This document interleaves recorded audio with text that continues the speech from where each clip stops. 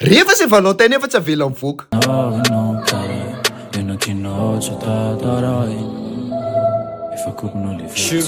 Patas ny apisy kisy tamy patas betesy ndrimity otrany nanao betisy manalazo lotezay aleo fadina amy satasy perasika nasakako metisy mampaiky ny tanantsika miaiky ny miakam isanandro atara mizarofa amy matam mina ena refa dada waiza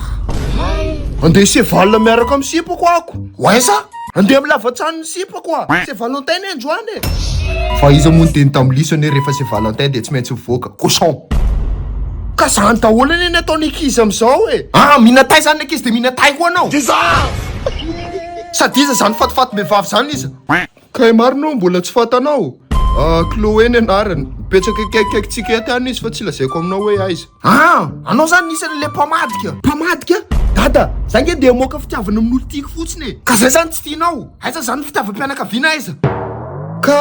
tsisy ka ilahy zany mihevitra hoe vola ameko an'la reny de lalan'ilona fatifaty mevavy reny what sady ny lareo zao tokony mba hoety la voaboaka any mba vidiana la pizza vidiana la tacosy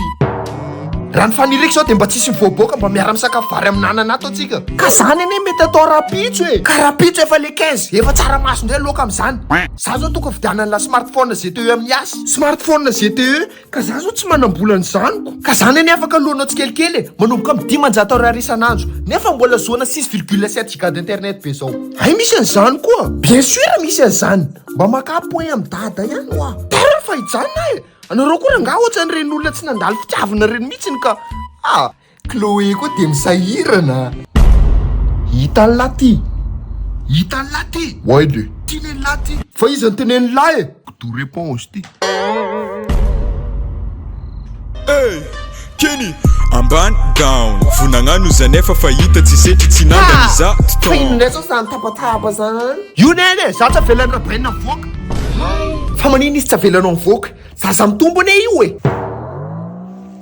raha lasa mopera io zany izy de ianao tsy sahirana zay vehivavy ane mikitsakitsany fa anao ty zany ho aiza rehefa ianao zany tsy te hivoaka de za zany tanina mihitsy hoe andeha ho aiza c'est Valentin iny anjo e ka dalany mamany ty mihitsy zany lasa xendera amy zanany any tsy ho tasy tsapanareo e c'est célibataire mba ilanareo ma